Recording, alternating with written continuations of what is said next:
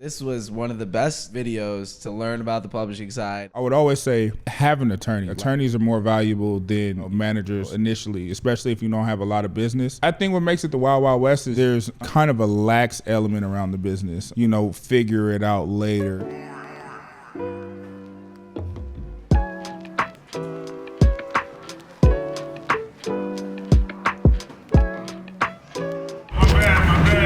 You good, bro? Yeah, my energy's a little bit lower. No, it's all good. What's up, man? Brett, good to meet you. Nice to meet you, man. A couple people from my team, they was all just trying to sit down and build. Initially, I couldn't make it, but we were starving. So I was like, all right, well, I'm going to get some food and come right back. Yeah, facts. Look at that. That's crazy. Hi, welcome to another episode of the Producer Royalty Podcast, and today we're here with Brett Sweeney from Empire Publishing. How's your weekend going so far, Brett? It's going well. It's Grammy weekend, having a lot of fun, a lot of running around.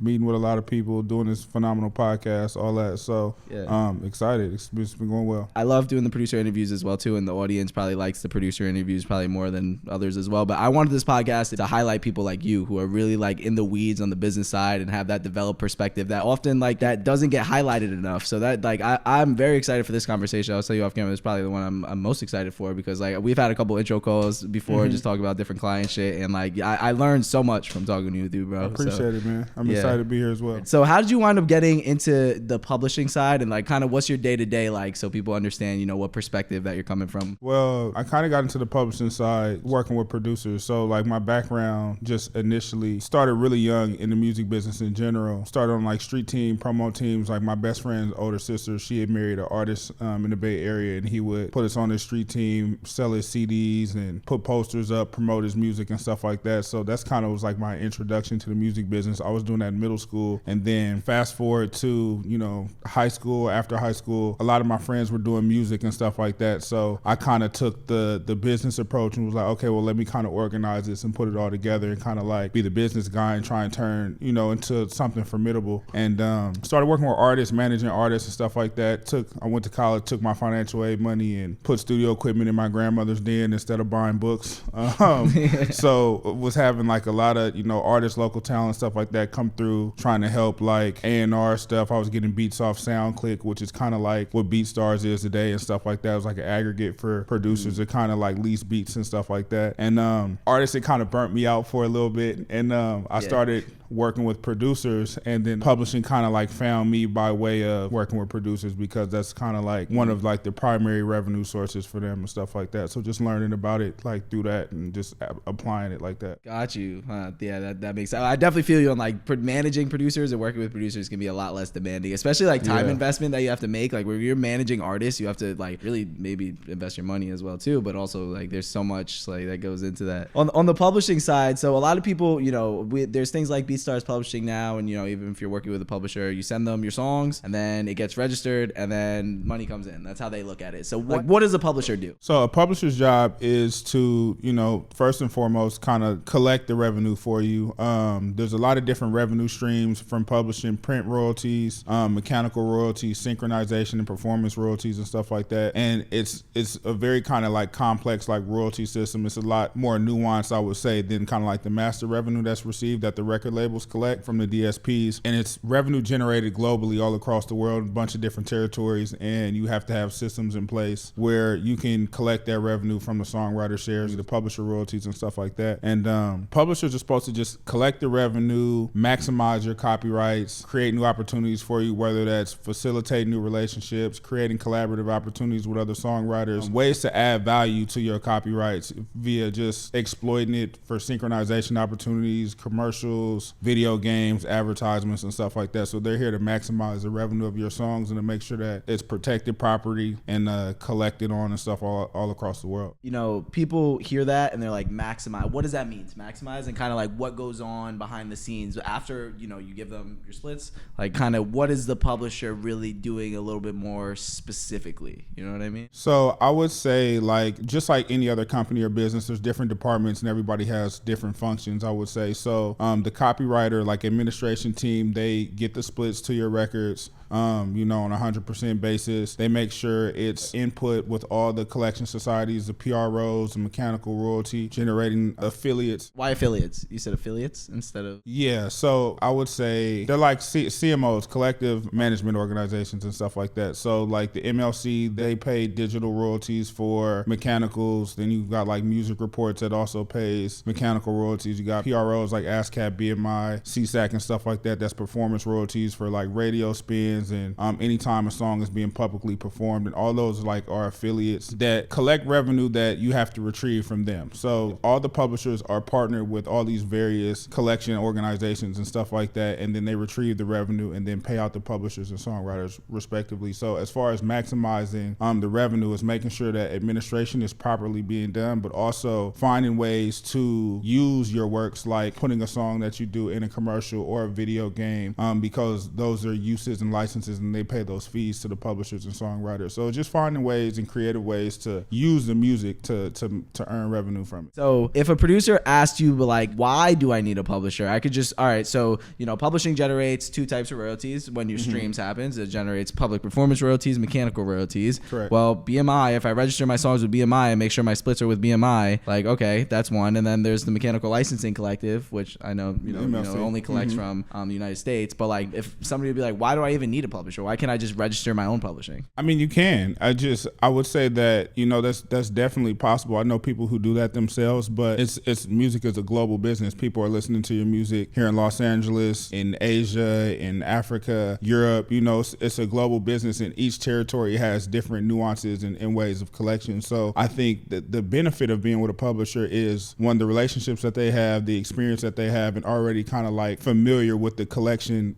policies and ways to retrieve revenue in those different territories and stuff like that. It can be a very complex thing to do, especially if you're new or you're a beginner or something like that. So I think that's the benefit, one of the major benefits of partnering with a publisher or an administrator, one that has, global reach, able to just collect all the revenue for you globally. And then, as I mentioned, other departments that are there to help you maximize your revenue and just create new opportunities. Like I said, synchronization is huge. Like when you see music or jingles or anything like that in a Target commercial, they're being paid a fee for that. Publishers and the songwriters are being paid a fee for that. When you hear your favorite song in NBA 2K, they're being paid for that. But someone has also pitched those songs, on your behalf. It's like, okay, cool. Like for example, a sync team would maybe contact some of the writers or maybe some of the A&Rs and say, hey, we have this opportunity to have music in FIFA or, Grand Theft Auto or whatever the situation is. We need songs that sound like this. And then, they kind of contact the writers and see who has music for that. And then we pitch and submit. And then, whatever gets selected, there's a fee paid out for that. So that's an opportunity that, that comes with having an experienced team and staff that have different departments that could, maximize opportunities for you. Yeah. And we were talking, so last two, I think Young Land is also with Empire too, right? Correct. Yeah. And then we just interviewed Trauma. And they were both talking about how Empire was helping them get opportunities, and they're both with admin deals with Empire. Correct. Too. So how does Empire approach, or just publishers in general approach like getting the producers opportunities? Because a lot of times producers mostly only get opportunities from co-pub deals, from my understanding, right? So but it seems like Empire is doing it with admin deals as well too. No, 100%. I mean, generally I would just say it's like the relationship that you have with the team. I always tell people, the squeaky wheel kind of gets the grease. So you don't necessarily have to be annoying, but the more we communicate, the more likely you are to pick up the phone, when I call, and vice versa, right? So if you're in constant contact with your team, you begin to be top of mind for opportunities. So it's just like, okay, cool. If you're always kind of checking in, bi-weekly or ever so often, just like, hey, like I'm traveling here. Do you have any writers here that you can connect me with? Or I'm going to be in this area, this time. Can you connect me with people here? Or I have some beats that went unused or anything like that. Do you have any opportunities for just instrumentals to be used in synchronization opportunities or whatever the situation is? So I just think it comes down to like really just kind of like tapped in with the team, to be honest with you, and just how well you work your partnership, because it is a partnership at the end of the day. It's like you want to make sure that, your catalog is being looked after, it's being, properly administered, but also, how can you add value as well? So I think, just in general, especially like when it comes to Empire, the ethos is always like service first, regardless of the nature of the relationship. That's something I haven't heard. I'm not going to say it's a producer's fault, but like it sounds like what you're saying is in a sense where it's like a producer should be more proactive about kind of actually connecting with their team and making themselves top of mind. You know what I'm saying? Yeah, you know what I mean? I would say, and it works on both sides too. I mean, at the end of the day, I try to like I oversee and work with like a lot of different just artists and producers. Publishing isn't limited to just it's whoever writes compositions. It's not just producers, but songwriters, artists, and stuff like that. So whoever I speak with on a regular basis is like they tend to become top of mind. But also, I've had sessions that I've put together or just like unused tracks that I think might work when I'm in a specific session. Like I had placed a record recently. The track that was put together probably over a year and a half old, and then I sent it to the producer and was like, yo, such and such just hopped on this, yada yada yada, just want to let you know, so if it comes out we'll get all this taken care of, yada yada yada. But it's just knowing when to kind of rock out and use those tracks when the opportunity presents itself. Yeah, knowing from like your perspective, you're saying, or if you're a producer, kind of like knowing how to pick and choose what to send, are you saying? What do you mean by that? Oh, so I mean, like for me, it was just kind of like I was in a studio with a specific artist, and I remembered a track that I thought was dope that could work for the artist that I was in the studio with. So I had played it, and he liked it, and ended up recording to it and stuff like that. The track came out pretty dope and stuff like that. So I just kind of notified him so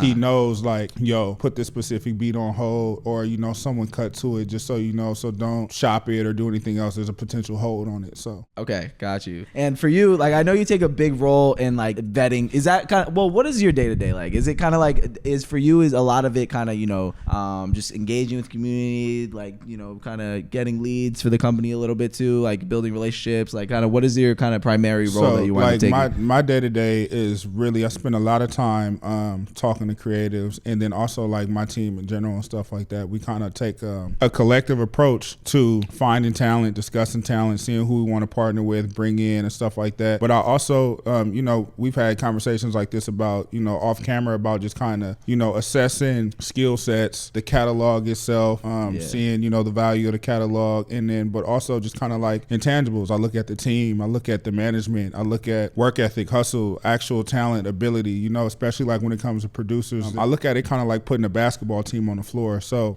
I don't need 5 LeBrons any more than I need 5 Steph Currys. It's like everybody has different skill sets, and, you might have loop makers, you might have people who are really good with programming drums, you might have, instrumentalists that are really good playing the keys or guitar or whatever. You keep their skill sets top of mind for opportunities, and then you can kind of plug and play from there.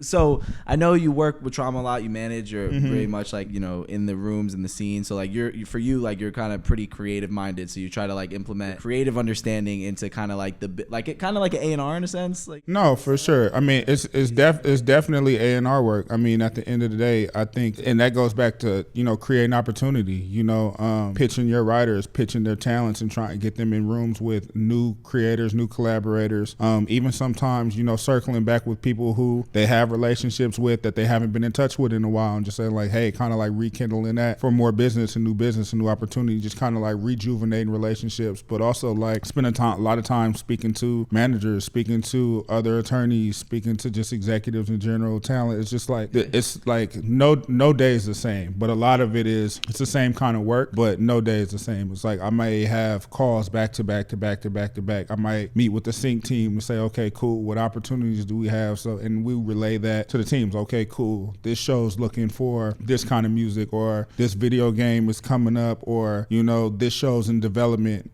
So it's just always really rooted in service, as far as just finding opportunities for the people that we work with, and just trying to make sure that everybody is being taken care of to the best of our ability. Yeah. So if a producer is interested in getting a pub deal and they're not really connected with a manager or a company that's kind of going to walk them into the door to introduce them to publishers, what would be kind of your suggestion for going about that? Typically, I would say, there's research teams, there's people that scour credits, there's people that just like are always paying attention to the charts and always trying to find unsigned writers. So if you're doing what you're supposed to do, one, you're talented, and two, like you're getting cuts and your records are doing well, publishers and administrators will typically like reach out to you and find you. Like you said, if you're talented, which is like, from my experience, I've noticed a lot of publishers focus mostly on data, but like on your team and like publishers in general, kind of they'll have somebody like you that's kind of will really judge off of talent like as well too? Talent is the things that last. I mean, like a lot of people have talent and like aren't successful. So that is definitely true. I would also say like if you are talented, you have more opportunity to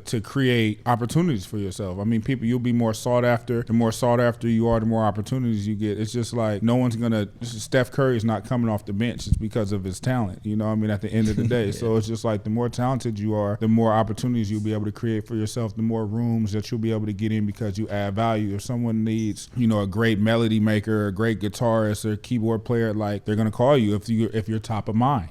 So I mean, I just think if the records that you're getting on, people start to see your name over and over and over and over again. People typically, tend to reach out to you. But I would also say like use social media. There's sites out there where you can get registries and stuff like that. You can get music business registries and you can get contacts and emails at all these different companies and publishers and, A&R contact lists and stuff like that. And I still cold email people to this day, people I want to initiate business with. I utilize LinkedIn. You can go to LinkedIn and just type in a company, search people and find out specific people that you want to reach out to or whatever that may, be just doing the stuff that you're trying to get in contact for. Yeah, I think people don't realize how accessible the music industry can be. And like, obviously people say music industry is relationship based. And I've only been in the music industry for like a year and a half myself, but like, I've just noticed like I met you recently, right? Yeah. Now it's like, okay, now I have access to Empire. Yeah, like it's literally that simple. As soon as you meet somebody that works there, they will connect you with the people that you need to know. And when I'm clearing songs, it's like, all right, now I know somebody at Create Music Group. And now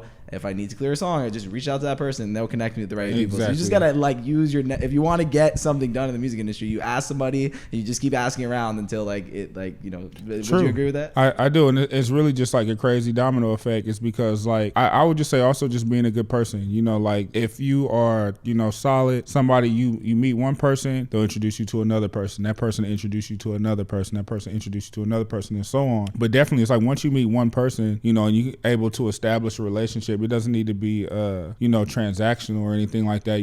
Really try to take an interest in like what they're doing or like who they are and stuff like that. We're all people at the end of the day. So if someone can sense like that you're being genuine or just authentic, then that got me really far. I'll say that. Yeah. So let's say, okay, now we're in the door. Now we're having conversations. I kind of want to go through the process of like how a pub deal usually goes, right? So let's say I get introduced to you and now we're talking. And now for you, what happens next? Like I'm a producer that reaches out. What happens next before they get like an offer from Empire or from you? I would say most publishers are just kind of like if they're interested, you meet someone. Usually they ask for your catalog, and that's kind of like the base way to start. Just kind of take a look at what you've done so far, kind of use that as like a baseline like assessment. And then for me, it's not really like a tough process. I don't necessarily like try to overthink things. I just look at it, see if it's something that I'm interested in, speak about it to the team collectively, and we all kind of like thumbs up, thumbs down, or just kind of like do some risk assessment, because it's anytime you're partnering with anybody, it's always risk assessment, and just kind of seeing what the nature of the type of relationship we want to have with the writer, and then just kind of move forward. If we want to submit a proposal or present an offer, we do that. We get in contact with speak to management, find out who the legal team is, representative, and producer. You're saying? Yeah. Or and songwriter. Then or the songwriter, and then we just engage from there. So do you want to kind of break down what a Schedule A is and how to kind of come correct, like when you're approaching an Empire, or approaching a publisher?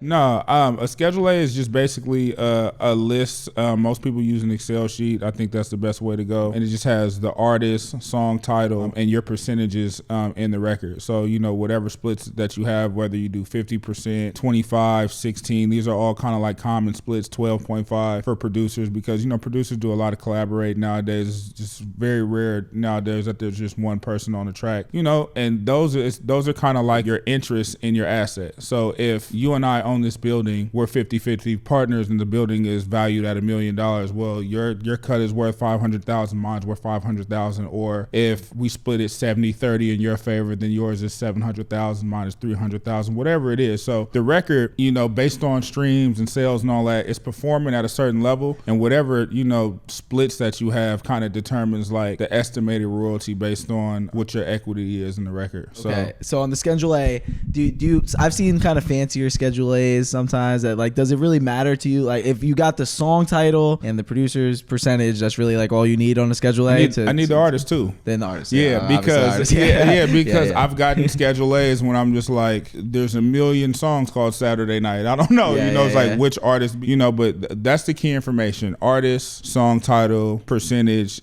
I've seen people put in, you know, YouTube numbers. I've seen some people try and be as detailed as possible. I would just say, just have it organized. I don't know, the three key elements is, you know, the percentage you have in the record, song title, and, you know, who the artist is, and going from there. And, you know, your Schedule A, you don't need to have the splits of everyone on the entire record. That's something that you submit once you finalize and get to that step. But when it's just time to assess, we don't need to know the percentages of your collaborators because we don't participate in that. So what if a producer comes to you and they're like, you know, they got a good catalog, but like half their songs they don't have producer agreements for, split sheets even, and you know, how do you kind of navigate that on your end on the situations where there's not a producer agreement or a split sheet? Is it one of those questions? No, yeah, because I mean, at the end of it can be tough. So I mean, 9 times out of 10, if you have some sort of like general understanding with your collaborators, you would know like, okay, I did this with one other person, I did this with 2 other people, and we typically split everything evenly or whatever the situation is, and you can kind of get close. But it's always best to have, you know, something written and in place, producer agreements,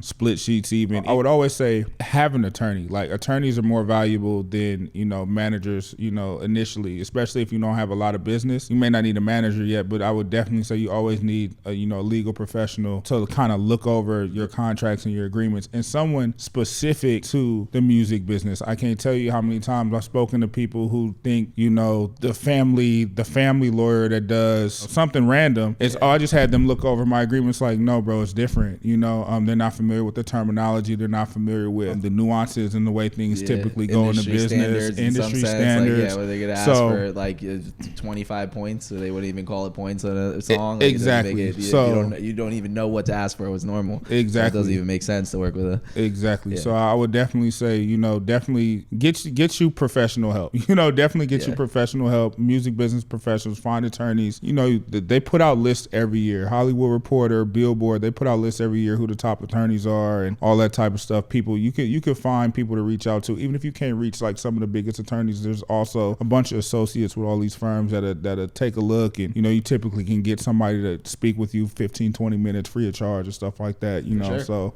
I would definitely say feel free to reach out to me because I'm always connected people. Reach out to Daniel too. for sure. You know, so if you're all watching this show, exactly. So I mean, at the end of the day, I think first and foremost, definitely try and get producer agreements, but it's not end of the world if you don't have it. As long as you know you can prove that you lay claim to some of these works, and you know. Yeah, because we were just talking about this with Young Land, that hip hop is very different the way they approach like splits conversations than in other genres. Yeah, true. I don't know what the fuck goes on in other like genres. I know they treat it differently. Like, so what would you say the difference is in the way hip hop kind of treats splits? And would you like? I assume, for instance, in hip hop, if a producer made the whole beat and the artist used the song, then you'll just assume, all right, it's a 50-50 split. You're probably safe. But if it's like a country song and the artist, like, it's like you probably can't approach it like that. Yeah, right? Like, I mean, I think, you know, in certain other genres, sometimes people just kind of bust everything down evenly. Like, we're kind of regardless of what you done, right? So, like, if there's 4 people on a record, everybody might do 25, 25, 25, 25 all the way around, even if,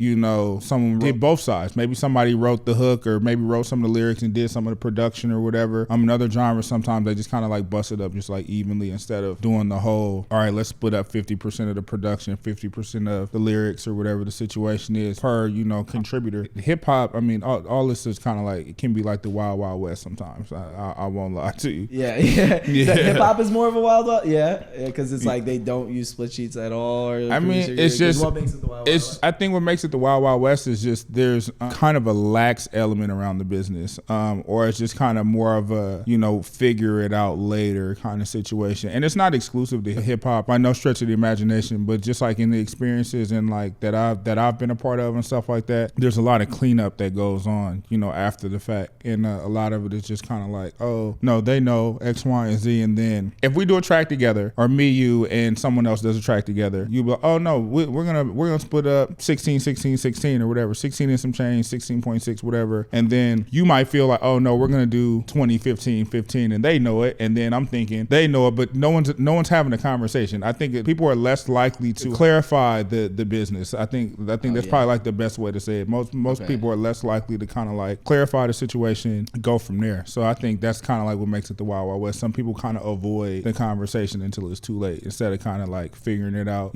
as early as possible. Okay, yeah, that I'm definitely that is in line with my understanding of how that goes a lot. Is there anything that you feel like producers don't understand about working with publishers, or that they've kind of like overlooked about, maybe maximizing their relationship? I would say assuming that your publishing partner knows every time your records drop. I would say you have to make sure that either you're doing it, your manager's doing it, but someone is notifying your administrator, your publisher, you have a new record come out, because this is what we're supposed to be doing. We're supposed to be, collecting and protecting on your behalf, but we can't do that if we don't know what happened. So it's just like you have to make sure that your team is submitting and delivering your works every time new works come out, and notify that the team is like, okay, cool, this record came out, I've got this kind of percentage on it. That's one of like the biggest things I would say definitely is not notifying your partners about some of the new works that you have coming out, whatever the situation is, and expecting your partner to just know. Yeah, they just expected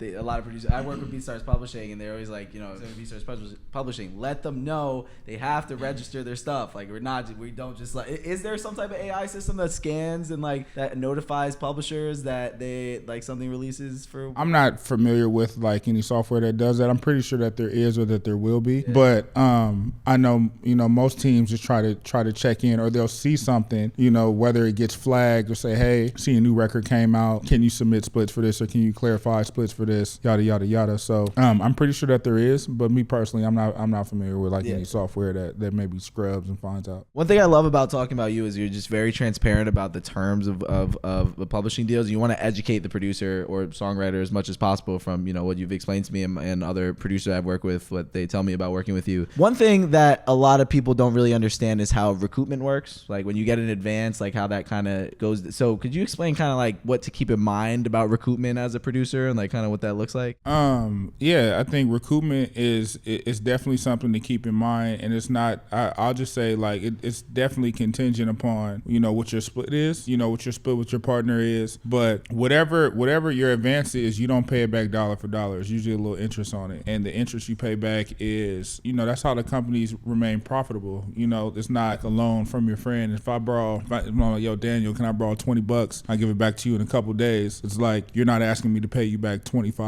You're just like, yeah, bro, just give me my $20 back. Doesn't work like that, So based on the interest, like you can't even do that with a credit card. The credit cards got interest rates and stuff like that. So it's kind of like it's the same thing. To just keep in mind that you're recouping with your works, then the revenue that's being generated based on your catalog. So if your catalog's doing well, you'll pay back a little interest, but you'll recoup. And if you're constantly getting new work and those records are performing well, you'll recoup and you'll be in good shape. But I also try to tell people, like, if you've ever had a job and you need a payday advance, kind of like an example that I tend to use a lot. If you're a doctor and let's say you make $10,000 a month and you're a little short for something, maybe unexpected expense comes up or whatever, you need a payday advance. You can't wait the next 2-3 weeks or whatever you get paid. You go to a payday advance place, and the first thing that they'll ask you for is, okay, cool, can I see a pay stub? They'll check the revenue that you earn. Okay, cool, I see that you make $10,000 a month. I can afford to advance you $10K. I can afford to advance you $15K because you generate that monthly. I can even afford to generate you maybe $20K, but maybe the interest rate's a little higher because it's a little bit more risky. Why are you coming to me in advance in the first place if you make this kind of money? So that kind of just goes to risk assessment. And it's the same thing with any other business, especially like in music publishing. When someone advances you, and your pay stub in music publishing is the value of your catalog. So if we see projections and it's like, okay, cool, we see that you have X amount of revenue out there to collect. Maybe you've got $50K out there to collect, and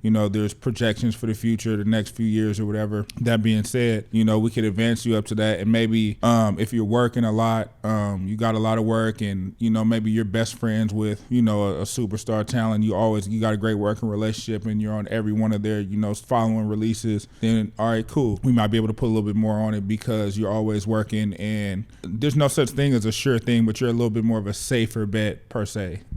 That's what you would consider kind of an intangible. Well, maybe that's kind of tangible, but like it's not really on paper. Like he's in the studio with this person. Exactly. So that's definitely something that we would consider. Or just like influence. How important are you to the culture? It's like if me and I don't know, like Metro Boomin had the same catalog, but I'm not Metro Boomin. It's like Metro will probably be able to command a little bit more because of who he is and what he's done, accolade-wise, and beyond just the value of the catalog, what it means to be in business with a certain person of a certain stature and stuff like that as well. So, but also just aside from that, like I always mention like the team and stuff like that as well, how hard they're working, energy-wise too. It's just like attitude. How do they view things? Will they continue to work when things get slow, or people are people, man. Do people get in slow periods and how they kind of like fight through those and stuff like that. So I just think a lot of that is for me, a lot of it is like more people assessment. Like the catalog is just kind of like a baseline starting conversation, and then just kind of like assess who you doing business with. Yeah, I never heard that before. Like a publisher's talking about like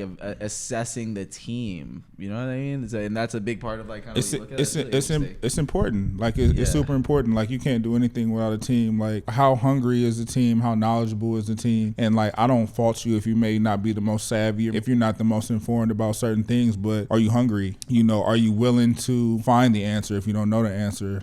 So it's just like I just fuck with people. Yeah. Like at the end of the day, like I just fuck with people. And at the end of the day, I do my best to like assess who I'm betting on. I mean, like my whole life I've dealt with a lot of different people. Like I used to be a cashier. I used to be a cashier at Whole Foods when I was 19 years old. And I'll probably do like 75 to 100 transactions per shift. So you deal with so many different type of people, have so many different type of conversations. And you just kind of notice certain characteristics and patterns in certain people who are successful. I ask a lot of questions. And you start to, see recurring things in people who are successful and people who may not have had as much success. Yeah, that's really great perspective. I never considered the value of the team in that way. So last time we were talking about being in the red versus being in the green. I know like in terms of like the recoupment account, and a lot of people like to talk about publishers in a way that's like, oh, they give you this fat co-pub deal and they give you this big advance and you're going to lose so much money in the long run, but they don't really talk about how publishers lose money sometimes when they give that, right? Yeah. Like they overpay, which is like an interesting thing. So could you talk about kind of how publishers overpay or like what it looks like to be in the red or green? I think, I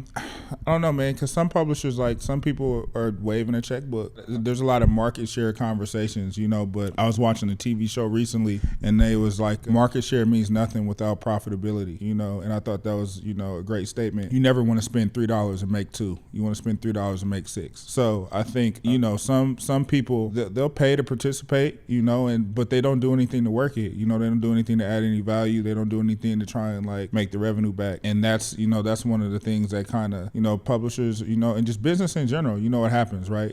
People can lose money, people can lose revenue just by not necessarily placing the wrong bet, because you could never know, right? It's like, who would have thought you draft a star player and he tears his ACL the rookie season? It's like you can't, there's certain things you just can't foresee and predict. But yeah, publishers, just business in general, people lose money, falling too in love with the moment. Some people may have moments and just kind of, look at it from a more like macro perspective. Okay, cool. How sustainable is this?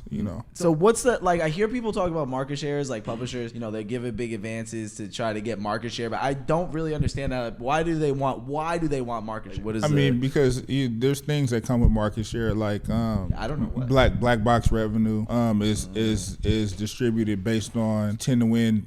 There's awards by kind of like who generating the most revenue in the market, things that they could use to leverage. There's other ways that you can kind of leverage the market share conversation. So if publisher of the year or something, you can use that to recruit more talent the following year. It's like, well, last year we won publisher of the year, you should sign with us. It doesn't mean that it's just other ways that you can market the things that come with being a big player in the market. So that's kind of like, whether it's it's worth it or not, that's debatable. So they'll give the money up front to say that they have, like, market share is not determined by how much money you've made. It's by how much. It's like gross revenue, not net revenue, in the sense where the publisher collected $1 billion this year. They collected that much, but they might have gave out or in more. Exactly, because no one knows these companies' bottom lines. At the end of the day, it's like you can't find out these people's bottom lines. It's just kind of like what you said. Oh well, they have these reports come out, every year, like every quarter, every half year, where the music business worldwide will say, oh well, such and such is up 15% from this time last year, yada yada yada. So it's just like newsworthy things that you can use to leverage. It's public relations too at some point. So a lot of it is that. Gotcha. I would say in my opinion. Say that. Yeah. The calculations part is like I ask so many people about like how much publishing generates and like how that kind of looks like. If somebody asks you like, I got 1 million streams, how much publishing am I gonna get? And you can fill in the percentages how you would. Like, what would you kind of inform somebody about? It varies because like you might look at Spotify, right, and say, okay, this song has 1 million streams, but you don't know if that's on demand streams where people are choosing the record, or if it's programmed where it was a passive listen, it wasn't an active listen, or if it was ad supported, because those rates vary, because obviously it's being paid differently. So revenue that's being supplemented by ad revenue is different than a premium paying customer, because you're paying $9.99 or $10.99 to Spotify or Apple Music compared to someone streaming that same song using the free tier service, even if it's on Spotify, because it's being supplemented by ad revenue. So it varies. I don't countries pay different too, right? Like if you're in the if you're in, I don't know, name a country, India, their Spotify might be like $5 a month instead of $10 a month or something like that. Yeah. And then there's you've got family plans too. You've got group plans. It's like, okay, like some of these DSPs, well, we've got a family rate for $14.99. You get 4 people for premium or whatever the situation is. So it's so many different factors that go into that, So I think I can't give like a specific number, but those are some of the determining factors around. If you had to give a very rough number though, like is like something that's kind of like, all right, he's got 10 million streams, 50% publishing. There's got to be some type of maybe rough. It's probably a few thousand at that base. Right? At a 50%, like if they had 10,000. If you had 10 million streams, so if you had to put like 1 million, I've heard the numbers between 400 and 800 is kind of what I've been telling million, people. Per million. Yeah, that I would say that's safe. All right, so I was talking about with Carl Legret to Black Box royalties, and he shared interesting perspective where he's like, people talk about how Black Box royalties, everybody says a different number, and he says really Black Box, when royalties enter the Black Box, it's like it has to do with the way like when data gets inputted. I can't articulate the way he did, but like I don't even know if I'm making sense right now to the average listener. He did a great job of articulating it. So for you, if somebody were to ask you how long does it take for royalties to enter the Black Box, what would be your answer? Some people say after 3 years, some people say like after 2 and some change, but I know every like DSP kind of liquidates sooner than others, right? Thing like YouTube may liquidate, and like don't quote me, but I feel like YouTube may liquidate after like a year and a half. What does that mean? Revenue that hasn't been retrieved. So it's like money is entering the Black Box essentially, right? Yes. Yeah. Okay. So it's just like revenue is accrued, by performance, and no one just sits and holds the money for you. It's like you can't go away for 10 years and your bestest friend in the whole world is like, you can't leave $100,000 with like your best, and he might be the best person in the world, and like when you come back after 10 years, it might be like 94,000. He may not have did you super dirty, but it's not gonna be that $100,000 there. So. But after like, 2.5, 3 years, like the money gets essentially like liquidated or put in a black box. And then the black box revenue is redistributed amongst publishers based on market share. And like, there's a lot of revenue out there, so it's just like, you got to think about all the songs that are put into the ecosystem on a daily basis and that are generating revenue, even if it's like the smallest bit of revenue, but over thousands and millions of songs, like it adds up significantly. And imagine people people who have records that are performing really well that haven't, retrieved the revenue that's been accrued to that point. Wow. So it gets redistributed amongst the publishers and stuff like that via market share. Like you will even see, like black box revenue on statements, for people. And it might what do you be, mean by that? If you've ever seen like a statement from an administrator or whatever, like a portion of like black box revenue can come to that writer because it's distributed, and it's just like it may not even be like specific money that came from the works that you have, just part of the collection, and it's just distributed. So that's another one of the reasons why people kind of do play the market share game as well to try to get black box royalties. I think the MMA to Music Modernization Act is making efforts to kind of like do away with that. To try to find the songwriters and pair it to the right people and like reach out to them. They said that's interesting. So that's why like metadata is super important. That's why the whole industry as a whole, everyone has to be on point. So you have to deliver your splits. You have to make sure that your IPI numbers are accurate. You have to do your due diligence as best as possible to make sure that your I's are dotted and your T's are crossed. So all your revenue's collected on, because things can get missed. And then they do their best, MLC and everybody, like they do their best to match unclaimed royalties with the right writers and stuff like that. But the more detailed you are, the more information that you can provide, the more likely you are for that to happen at a sooner pace, than not having all the information ready. Yeah. When the royalties enter the black box, they get redistributed. Let's say there's $1 million royalties in the black box, $1 million of royalties, and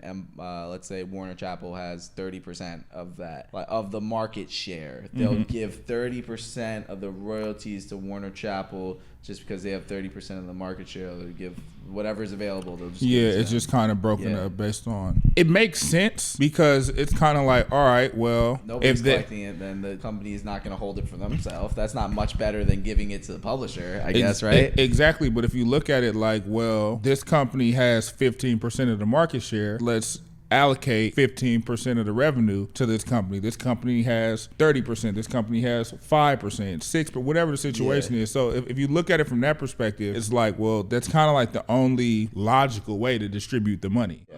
Except the issue might be that the most major artists probably have their publishing registered right.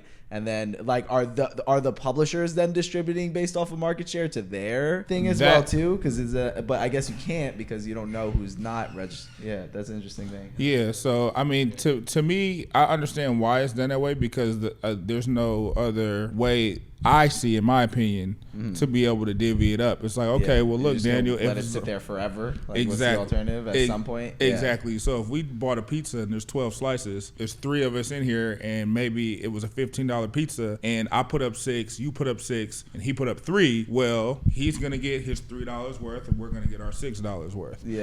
So I think that's just kind of like how I look at it. Instead of like, oh, it wasn't split evenly, we usually get 4 slices. It's like, okay, well, we get 5, you get 5, I get 5, he gets 2. Based on market share, based on who controls what part of the market, So should I put the headline for this? The justification for this clip for Black Box? I'm all for writers getting all their paper. Like, you feel me? But it's just like why the But I think that's why it's being distributed the way it does. But I think there's things in place, I believe, to kind of like do away with that and make sure that all unclaimed royalties find the right writer. You think? Well, do you think it's possible, like seeing the back end a little bit, to find ways to create like some type of blockchain or type of technology that automates this to some extent? Like, I think we're getting there. I definitely think that we're getting there. I just think it's the time that we're living in. I think, transparency is like people aren't dealing with people who are getting in business with people who aren't transparent. To me, I think that's like one of the biggest advantages of just being solid and doing great business all around the board is that more people will come to you. You'll develop a great reputation amongst, the industry and, peers and stuff alike. But I think that's where we're headed in general. There's a bunch of software being developed, whether that's blockchain, whether that's AI, whether that's some new way to kind of find and distribute it properly. But I think everything's kind of got to be laid out. So I think we're definitely headed in that direction, and I think it's coming much sooner than people realize as well. To use your quote, education over exploitation. Exactly. I didn't say that clearly. Education over exploitation. Exactly. So it's like, you know, people will always come back to you if you just put them up on game. You know, at the end of the day, it's just like put them up on game. Don't try and hide it from them, because all this stuff. I read something a long time ago. I don't remember where I read it. I read a lot, and I'll read books and won't even know the author. I'm like, it's crazy. But I read something, and it was like, nobody is smarter than anybody else on the planet. Some people just know how to use publicly available information better than others. So it's like all this information is out there, right? You just gotta find it. It's out there. But yeah, I think that's where it's at. I think we're much closer than people realize from a transparency standpoint of, you know, getting all that done and together. This was one of the best videos to learn about the publishing side. I've scoured the internet, bro. I promise you, this is one of the best. Promise you, viewers, you're not gonna find much better than this too. So I appreciate you so much, Brett, for pulling up on this one, bro. Appreciate you. You gotta get on my podcast, because this this perspective needs to be shared more. I will, man. I first committee. I'm really happy I've done the first one here with you and Producer Royalty, and you're doing some great things and continue to be a disruptor and continue to put people up on game and continue to help people, you know, find unclaimed revenue, man, and put it where it's supposed to be in their pockets. So we're on a similar mission. You know, congratulations, bro, with everything. Sincerely. Thank you so much, bro. I appreciate it. No, it's all good, bro. Thank you for having me. Peace. All right, peace.